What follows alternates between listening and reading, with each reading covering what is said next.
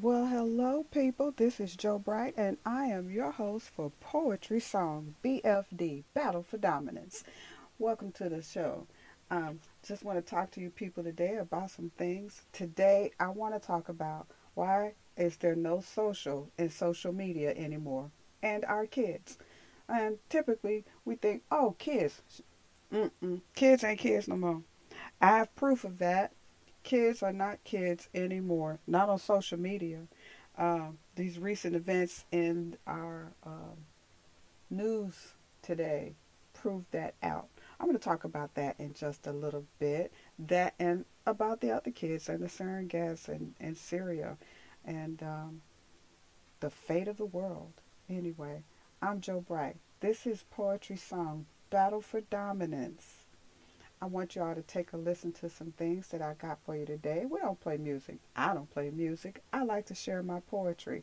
And if you're a poet and you want to share your poetry, contact me at mamayaya.wixsite.com /website. That's MOMMAYAYA .wixsite.com /WEBSITE. mamayaya.wixsite.com /website. And before I get started, take a little listen to this.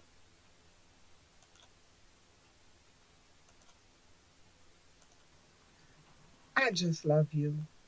I want to be just like you when I grow up.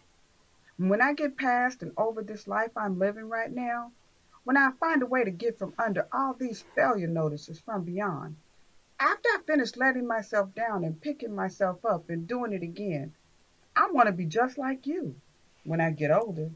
And it might be a minute because I'm still trying to get over myself. When I let myself down, I beat myself up. When I do a good thing, I congratulate myself before I give thanks. And when I have a hard time understanding why things won't turn out the way I want them to, I blame everyone but me. I just love you. You never get angry when I snap at you when I'm wrong. You just look at me with compassion and give me my space. You always try to see what is good and right and wonderful and how I can always do better if I just try harder. You try to give me good books to read, music to listen to, places of solitude or venues where friends are. When I feel defeated and I try to give up, I swear I just love you. How many times have I followed my own bad advice? How many times have I thrown caution to the wind and have it slap me in the face? How many times do I have to wake up and regret the day before? How many times do I have to look another mundane day in the face to the end? I just love you because of your passion, drive, eagerness to step out every day and try something different. Because you do more than just persevere from the day before with a look of determination on your face. I want to be just like you when I grow up. But right now, I'm a little too naive, too green, too wet behind the ears. I don't get the subtle nuances in grown up conversations because I haven't lived yet. So I'm just going to have to put you on my nightstand and next to my mirror or my dresser. I'll watch you every day as I move and grow, and I'll try to keep pace day to day. And maybe, just maybe, one day I could be just like you. The me I'm going to be one day.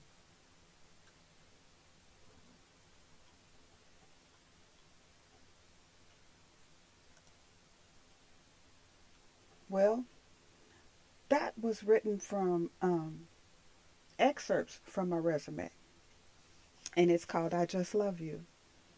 Um, you can take it anywhere you want to. I like to think it's your conscience talking to you, and that's where I was at when I wrote that. I'm Joe Bright, and this is Poetry Song BFD Battle for Dominance. Why BF?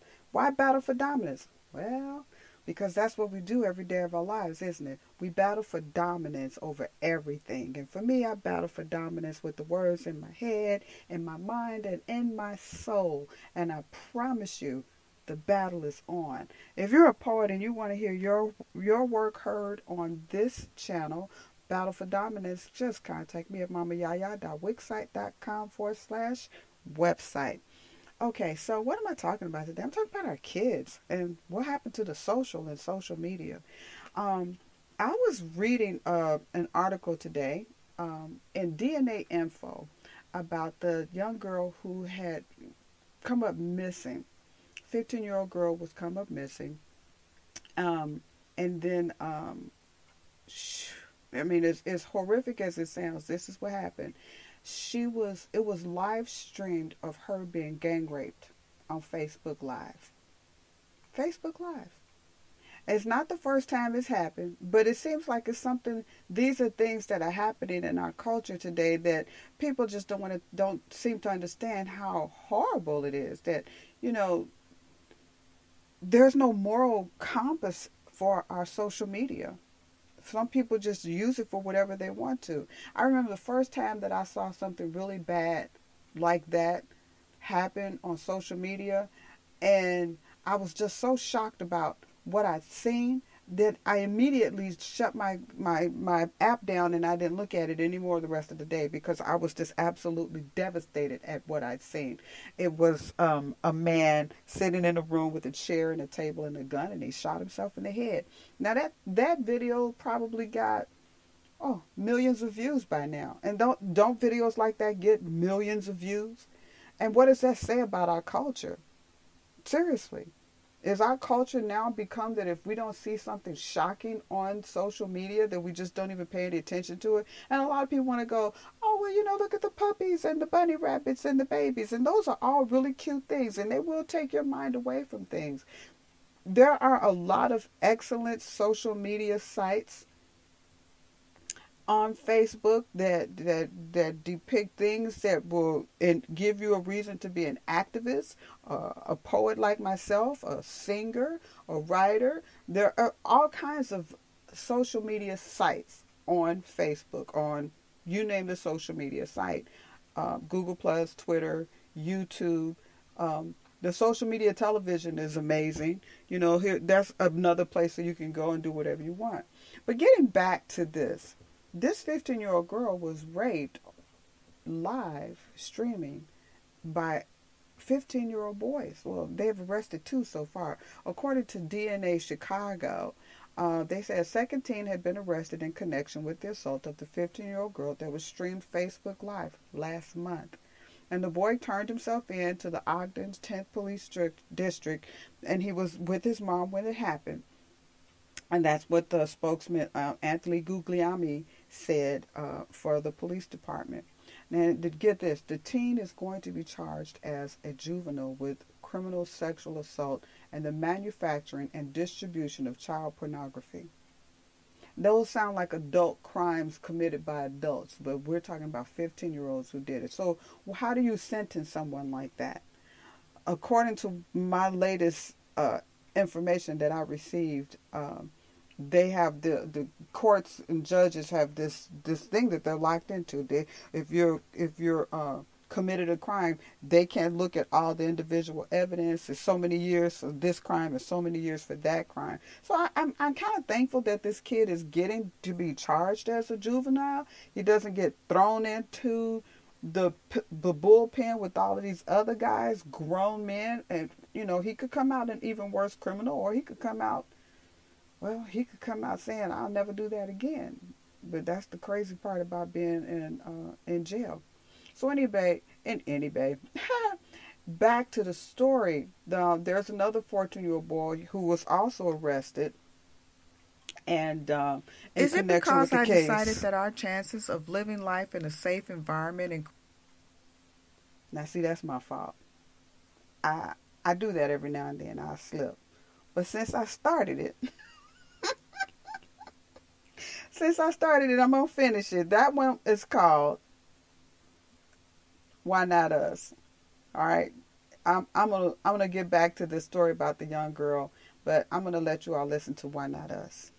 increased exponentially when we moved into a small town surrounded by people who really aren't that interested in our welfare, but were and are still more concerned in the welfare population in their small town, infested with concern. But I digress. This isn't about them. It's about us. It's about why it's my fault. As if I put a gun to your head and coerced you into making a decision based on fear. Well, what could I possibly frighten you with? How could I possibly threaten you? You who has held sway over my heart, my body, my breath. Is it because I was right and you weren't wrong? But you saw the logic in my perception and you decided with me instead of against me? Now you want to blame me? Because you decided now was a good time to voice your emotions after it's been all said and done for so long? While no decision is perfect, and I still can't tell the future, but the outcome has been favorable so far. But you can't be happy. You can't see the serenity of our life because you keep seeing the chaos of another. It's not our life that's tumultuous. Is it because you don't believe in happiness, contentment, serenity, peace? I know I don't believe in fairy tales, but there has to be a happy ending for someone. Why not us? We're not at the end, but we are at that part of love where we should be able to look out on the horizon and not be afraid to look back and certainly smile at each other because through it all, we overcame that desire to bail out and give up. And we both persevered through the storms as they came and thrashed down on our lives, threatening to rip us apart. But we're still here. We both know how to weather the storm. So, why not us? This is Joe Bright, and this is Poetry Song BFD, Battle for Dominance. And you can find me on Twitter, YouTube, Google+, Instagram, Tumblr. I'm everywhere you want to be. I like to tell people, just go ahead and Google me. Type in Joe Bright, Poetry Song BFD, excerpts from my resume. Whatever it is that you think that will get you there, I will be there waiting for you because I'm everywhere you want to be. Read, see, enjoy the poetry. Enjoy the journey with me. What I'm talking about today is about the young girl who was sexually assaulted on Facebook Live last month, and the two young boys who were arrested in the case. I didn't see the video. I would have been one of those parents, one of those women who would have reported that video right away. And it's unfortunate that here we are a month later and they're just making arrests as something that was viewed physically by, from my understanding, hundreds of thousands of people.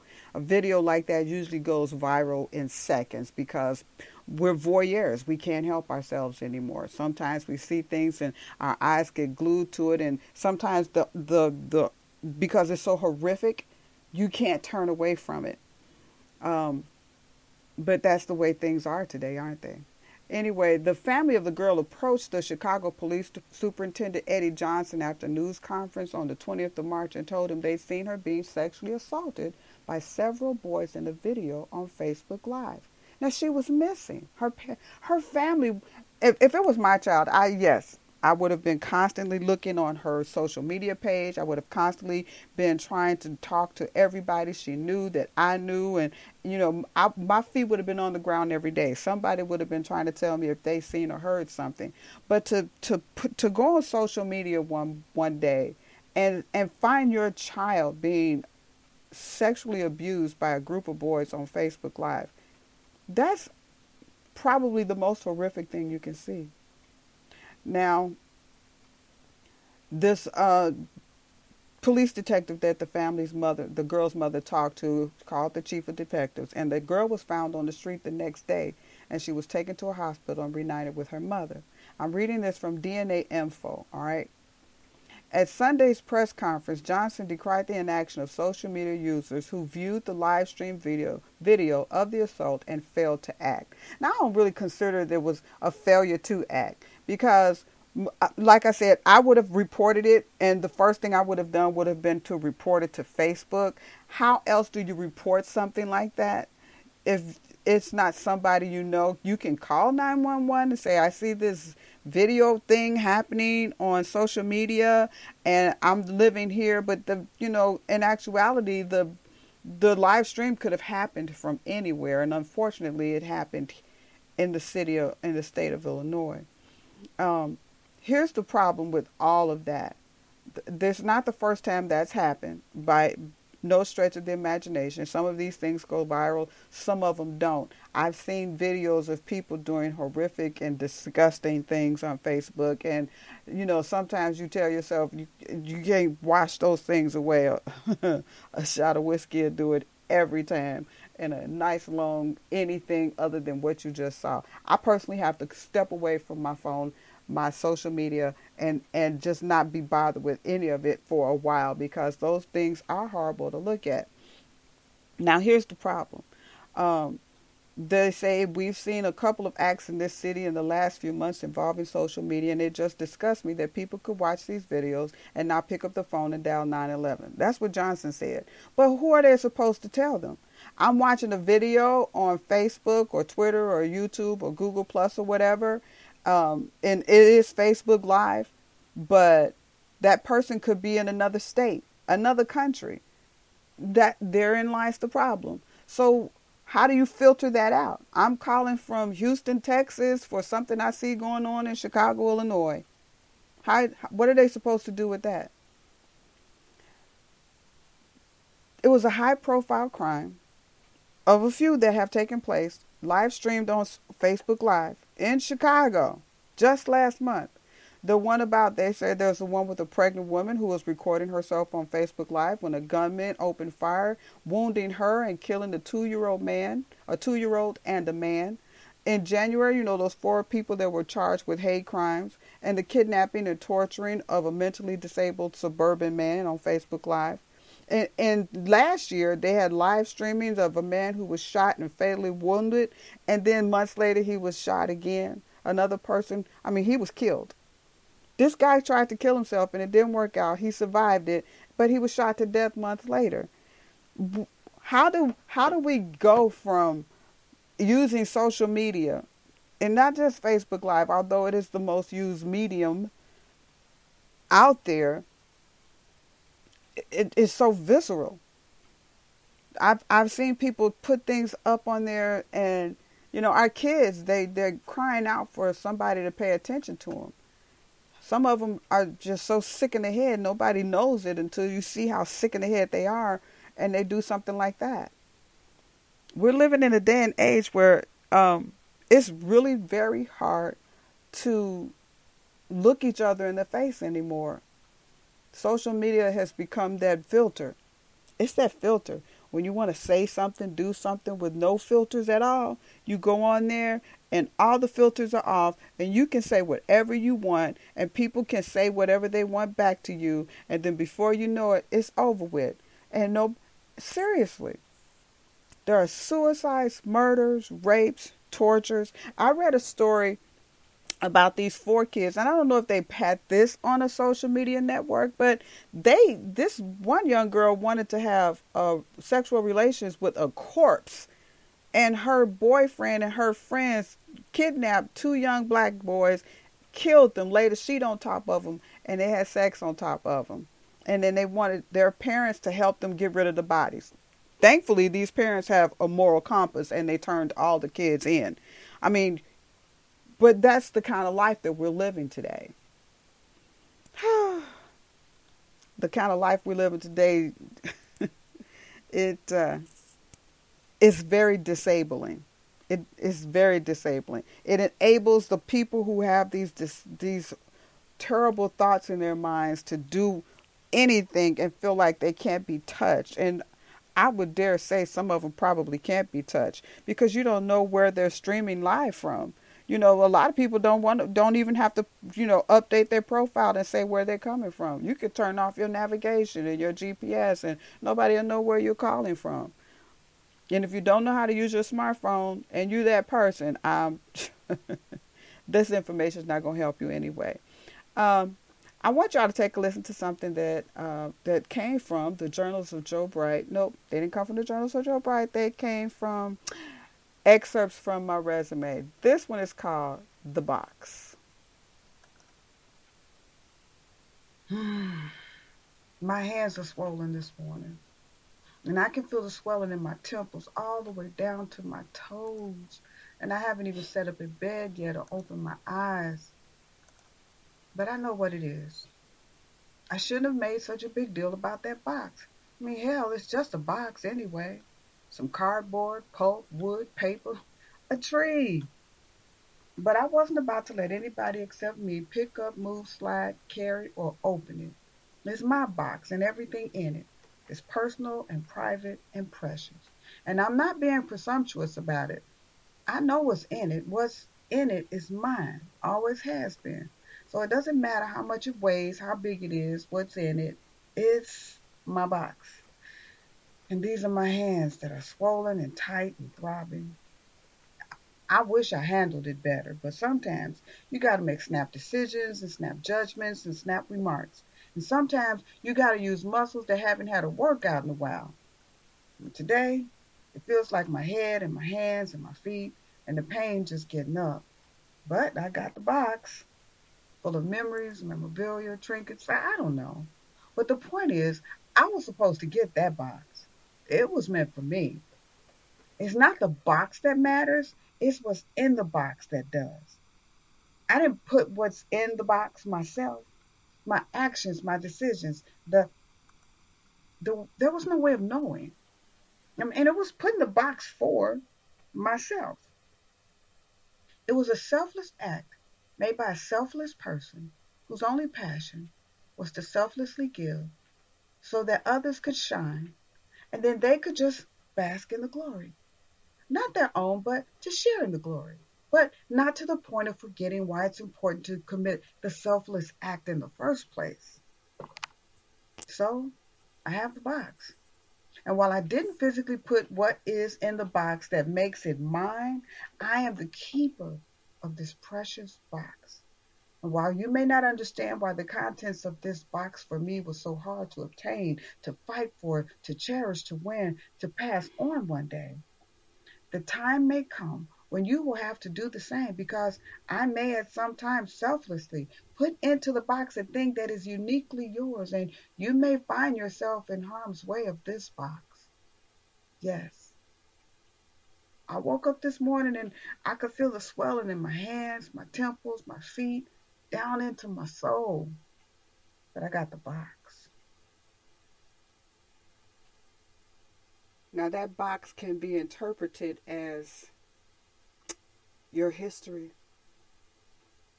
All poetry is subject to interpretation. My poetry is certainly subject to interpretation. Um, I'm playing poetry tonight from excerpts from my resume, um, and I really just wanted to just share some thoughts with you about how I feel about the way things are, the way things were, the way things are again. This is Joe Bright. I am your host for Poetry Song BFD, Battle for Dominance. And we're talking about kids and social media today. And on that front, why not let's talk about these kids who were attacked in that sarin gas attack a couple of days ago? The Syrian children. I was looking through my email like I usually do every morning, and I'm not a big fan of mainstream media. However, I did go and I saw Rachel Maddow, of NBC, and she has really captured my attention. I don't really care for much news, but I will look at her, and she captured my attention with words that she was using about the sarin gas thing. They have this video, and it's a live video of what happened when the children were attacked with the sarin gas in Syria. And they showed parents, all adults, just swarming everywhere, picking up children and carrying them and away from the area. They were dousing them with water and taking their clothes off of them. There were children laying on the ground, gasping for their many for their final breaths. And there was this activist who was reporting from a clinic in the video about how he could hear the airplanes still going on overhead. And his clinic that he was standing in right then and there was bombed. These are the same people that just last year, year before last, that people who I heard talking about, we don't want them in our country because they're terrorists. But these are children. These are babies. And those were babies that they seen.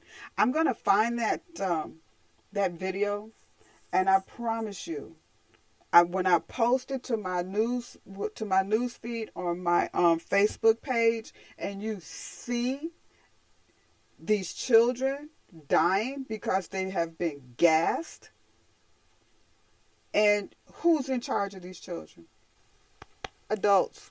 There's so much more to politics. Politics is not going to give those parents their children back. Politics has no way of building these children's parents security for them back up. There was a conversation on social media. The people were like, well, the UN should have sanctions and they should do that. And I'm like, no, no, no, no, no, no, no, no, because we put sanctions up. UN puts up sanctions on these dictators all the time, and it does absolutely nothing. And you know what my thing is, and you know what, I'm all for gun control, but I say we get SEAL Team 6 after that bastard, and let's take him out the game, just like everybody else should be taken out the game to do things like that to people who are just going about their everyday life. Because for all of the stuff that's going on in the country and around the world, there are still billions of us walking around just trying to live our daily life, and we're caught in the middle of all this power struggle. Because no matter what happens, they're still going to have their power struggle. And it's not going to affect the way we live our lives every day. Now, it does in Syria because, unfortunately, they have become a third world country. But here in this country, we can go to bed and wake up and it'll never affect us. Those things will have absolutely nothing to do in our daily life. I want to talk about one more thing before after we come back. This one is called I Was Born Dead.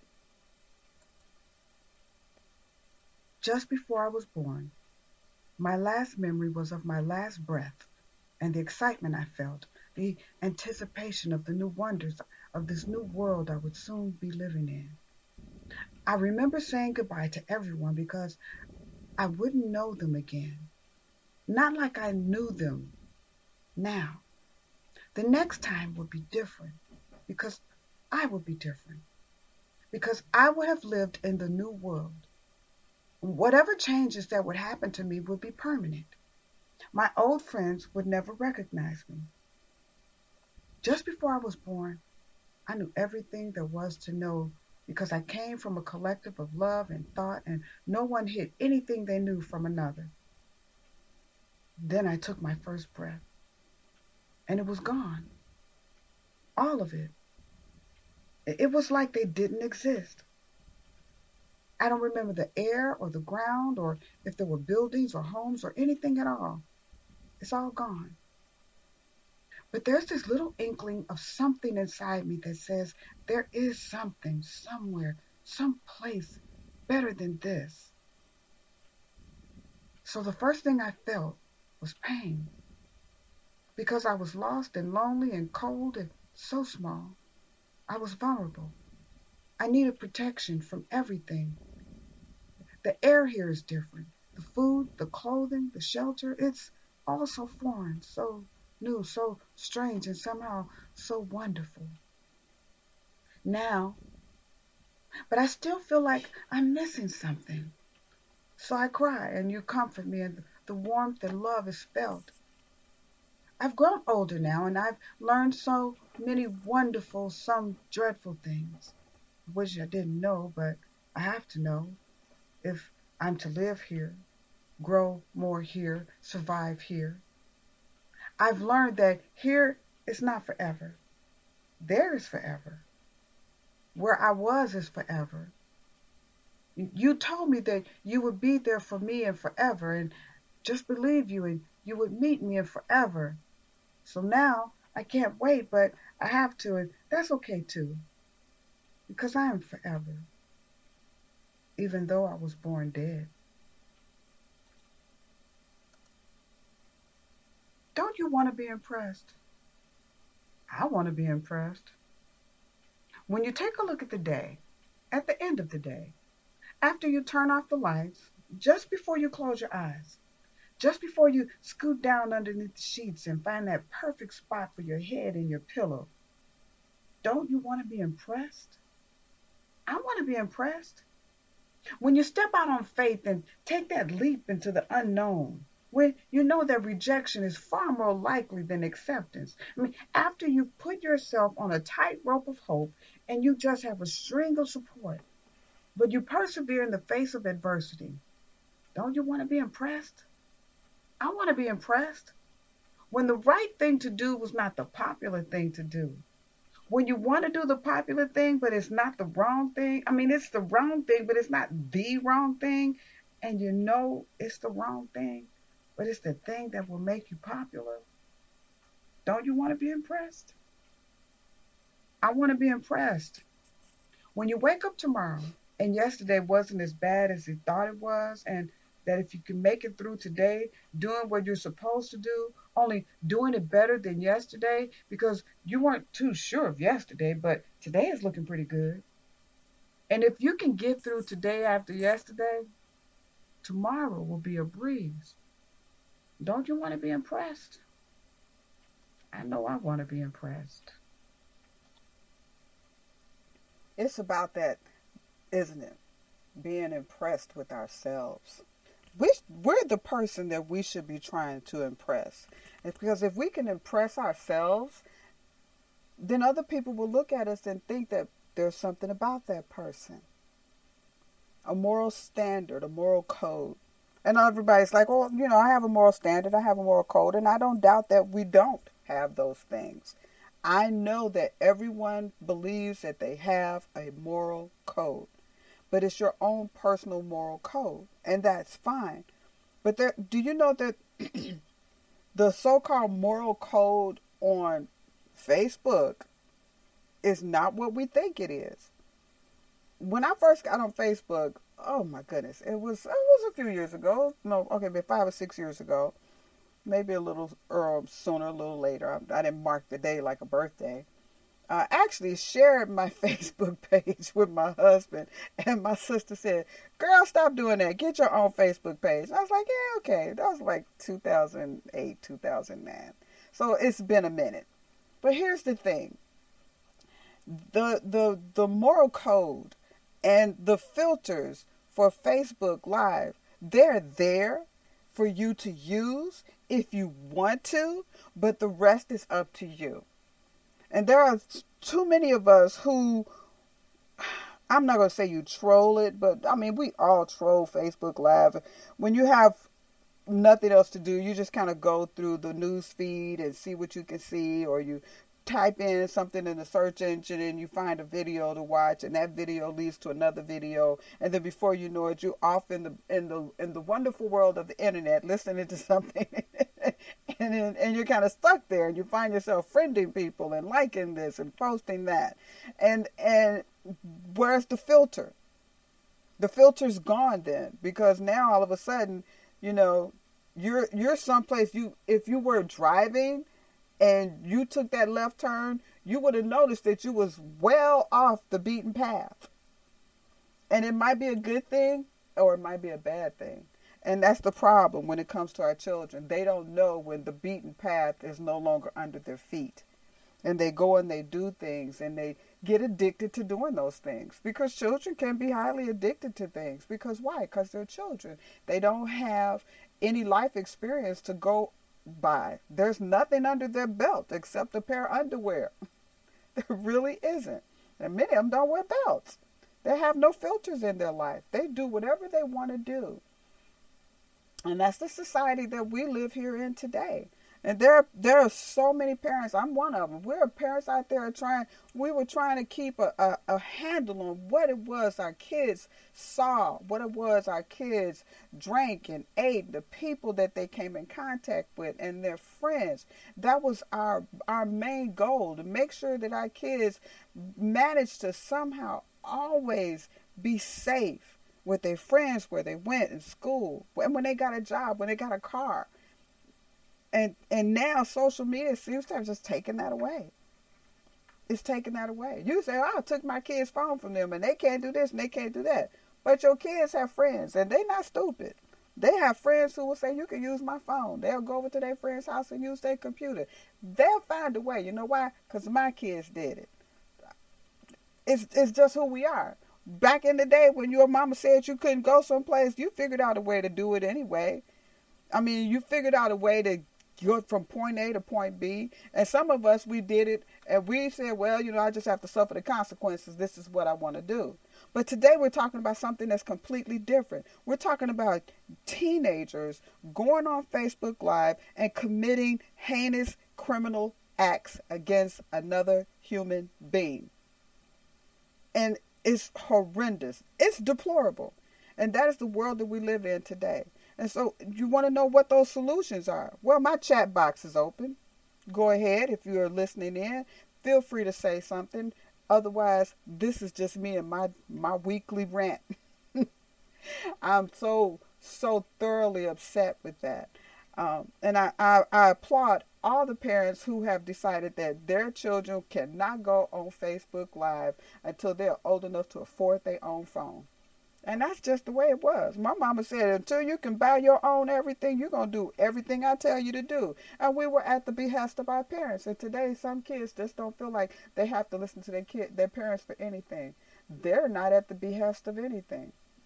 Our parents took measures. Today's laws, I don't care what kind of measures you take, kids know how to get around things, especially these conniving little ones. They connive all the time. They figure out a way to get around the rules, and they tell lies and falsehoods and fabrications. And trust me, alternative facts is just another list in the line of lies that people do now. Stay away from politics tonight because I just wanted to talk about kids. As a mom, as a grandmother of 3 beautiful young girls, I am completely upset when I heard about it. I didn't try to go find that video on Facebook. I know a lot of people probably did try to find that video on Facebook. The video I saw one day, I was trolling through my own news feed and I saw a young, I'm not sure what her nationality was, Filipino, Korean, I'm not sure, but she was just slapping and beating her maybe 6 or 7 month old baby. I was mortified. That's 2 videos that I had seen in all these years, and I unfriend people. I report them. I get rid of them. I block them. I make sure that they are no longer on my news feed. There's a lot of things that people have to do. It was hard enough for parents to be parents back in the day. Now,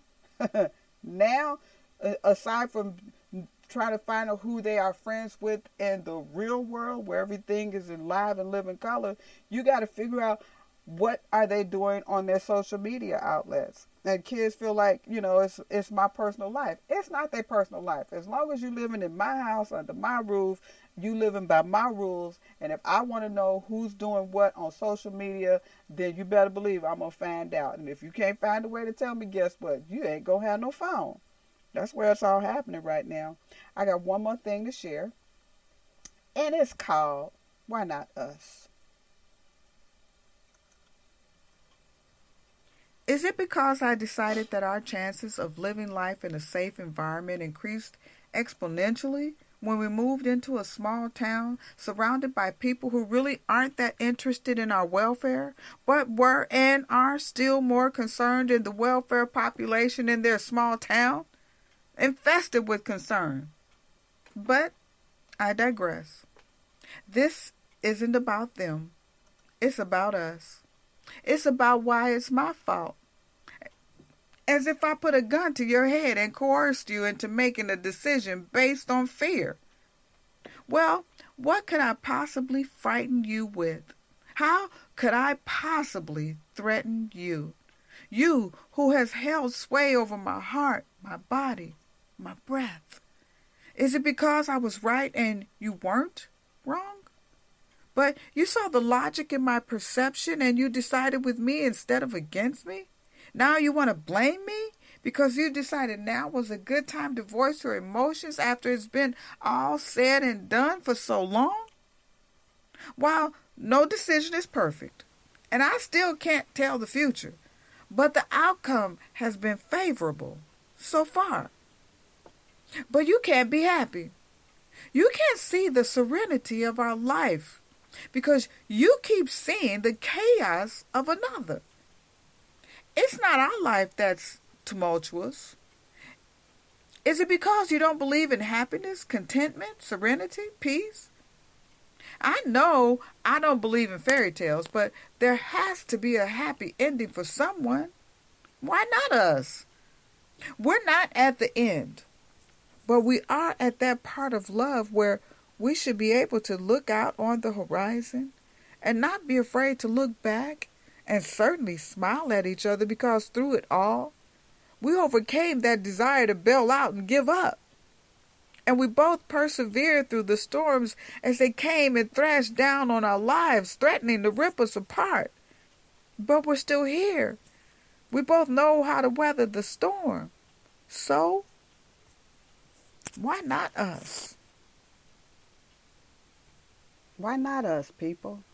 This is Joe Bright, and this is Poetry Song, Battle for Dominance. That's what we all have to do every day of our life. We battle for dominance in the words, in our head, in our hearts, in our minds, and in our souls. That's what poetry is. We live a poetic life. Things come to us at a very fast pace, and sometimes we don't know when to shut it down and shut it off. And there's filters on it. And we have to teach our children how to make sure that those filters are in place when they go out into the world. That's the important part right there. Teach our children how to put filters on their life. I always told my kids, you can say whatever you want to as long as you're respectful about it. Because there's every way in the world to get your point across and say what you have to say to whomever you have to say it to without being disrespectful. Just to put it all in a nutshell. Tomorrow night, I will be on the Jamaica Funk Show with our co-host, Christos Talcidas, and my host on the show is Catherine Winston. We are on YouTube at Catherine Winston, the Jamaica Funk Show. And you can follow us on Facebook and Facebook Live. We might be streaming Facebook Live, I don't know. And if we do, we're going to be on the Jamaica Funk Show. That's right, it's on Jamaica Funk Show with KT on Facebook Live. You can catch all of our episodes. You can listen to all of our radio broadcasts from iHeartRadio on www.jamaicafunkshow.com. Also, you can catch me and everything you hear here, as well as my YouTube channel, excerpts from my resume, on mamayaya.wixsite.com/website. That's mamayaya.wixsite.com/website. It's a bit much of a mouthful, and I was going to get a domain name, and I thought, I'm still thinking about that. I kind of like the whole mamayaya.wixsite.com/website. Be listening in and go to my website, chime in on my YouTube channel, excerpts from my resume. Enjoy the journey. Every now and then I lose my lips. Enjoy the journey with me, people. I am changing the world one line at a time, and it is a battle for dominance. So come on and, chime in, join up, like, share, comment, and subscribe. You know you want to. Download this. If you don't have time to listen to it now, you can download it on your phone and listen to it later at Spreaker.com. And this is Johanna Bright, Joe's Poetry, excerpts from my resume, Journals of Joe Bright, all here on Poetry Song, BFD, Battle for Dominance. Enjoy the journey with me, people, and have a fabulous night.